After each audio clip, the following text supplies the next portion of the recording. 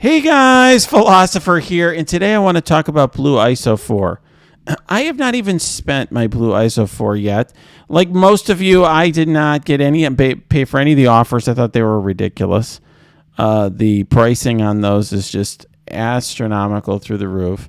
And that's, the goal, the reason, just so you understand why they are pricing them that way, is there are a lot of people in this game at the very top in terms of the leaderboards that can't improve their roster anyway other than that. So my top end of my roster is kind of like that, but I have a lot of stuff down here that I can work on, right? Lots of characters in purple gear and blue gear.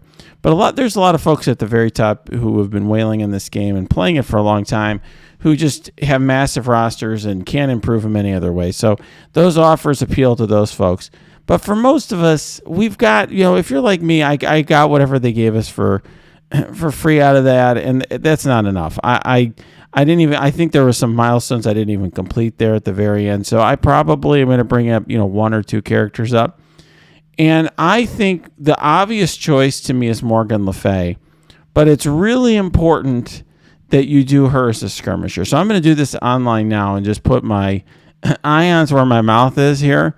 Okay. And, I think it's important to have her as a skirmisher because, frankly, whether or not you land that ability block, whether or not you can get resists, like that is where these games are decided.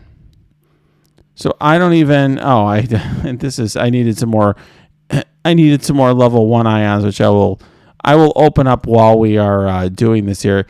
By the way, it is pretty crazy that Scopely is requiring us to blow level 1 ions in order to upgrade these characters. This is becoming quite the bottleneck here, right? But anyways, I am bringing up Morgan Le Fay, and the reason I think so is because I just think, you need Skirmisher for that focus. I think if you don't have that focus on her, the 50% focus, you're going to end up regretting it. So I have enough to just bring up one character. I don't even have enough to bring up two. I think there are some obvious other choices, though. In other words, if you are thinking about, what's your other choice? Who else might you consider? To me, there's two other possibilities out there. All right. And I think, first of all, what I would suggest is you could take a look at, obviously, I think Dormammu is an option and I think for a lot of people, he's a smart choice because you have a big Dormammu, compared to, let's say, if you've unlocked Dormammu, you've invested a lot into him. He's a character who's going to have a long shelf life because as other characters get added to the game, he's still, you're going to get a second version of them. In other words, Morgan Le Fay, once she's out of the arena meta, maybe she's going to turn into some horseman team with Apocalypse, I would assume. We don't know for sure. We don't know what that's going to look like. But one thing we do know, maybe your ISO will change at that point. But one thing we do know now is that Dormammu, as new characters are added to the game, he can be used with them. The issue that I have with Dormammu, and the reason that I didn't pick him, is because, what his ISO is a little up in the air. I use Raider with him because he is, so many AoEs, right? Not only is his ultimate an AoE, but his basics are an AoE. So he gets a lot of damage that way. But a lot of people have him as a striker. There's people who even run him as Fortifier. I've run him as Fortifier on arena defense at times.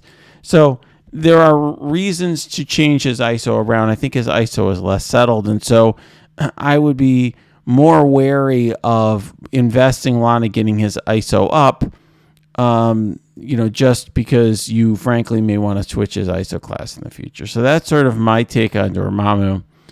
But I think he is a very viable choice, and for many of you, he might be the right choice. The only other character that I would really consider is Wong. I think Wong, having a big Wong, all jokes aside, is key to the mirror match. I think having a bigger, thicker character here, bigger, thicker Wong is going to make a difference. So I just think adding more health and so forth to that character is going to make a big difference.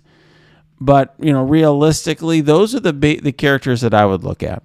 Now, another option, particularly if you're like me and you only had enough to bring up one character, is to wait until Rogue comes into the game. Now, Rogue got nerfed recently, and let's just be real here. There's no question that it was a nerf. I mean, in other words, Scopely said, oh, we're correcting our error to make her special, 5-turn cooldown instead of 2-turn cooldown. But if they really made an error, they would have recognized that in 30 minutes. They wouldn't have taken all week to get it to us.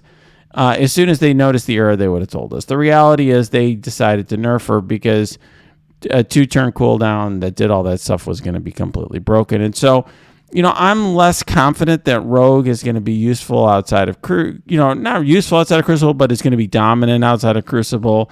I don't think she's going to be, I could be wrong, but, it's not clear to me she's going to be an amazing raid character. Well, that remains to be seen, but with the longer cooldowns, I doubt it.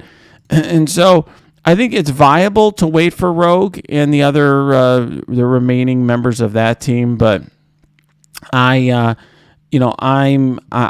think, particularly if you just have enough for one character, I think it's a pretty safe bet to put it on Morgan Le Fay.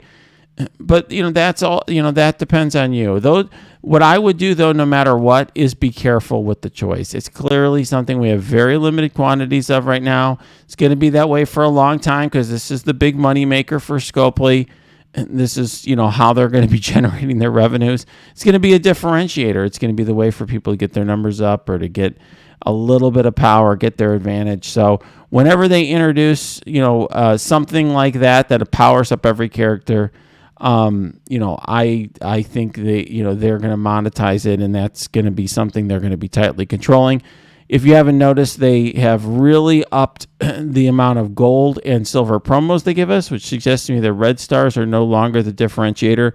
They're making ISO that. Now, it could be that they had blue stars or some other kind of star on top of the red star system, but for now, it seems to me like the ISO is the way they're doing that, and they're stretching up blue ISO as long as it gets. So I am starting to see, I'm talking to folks who are like, yeah, in Crucible or in War, we're facing teams that have tons of, level 4 ISO, and that's just, what's happening for people who are wailing out. For most of us, I think we need to just prepare for this to be a very tight resource for the foreseeable future. All right, guys, if you like this video, smash that like button. Subscribe to this channel. If you got comments, questions, cheers, jeers, happy, sad, angry, mad, you can put it below or go to my Discord. You can also go to my Twitch stream. That is linked below too. Yeah.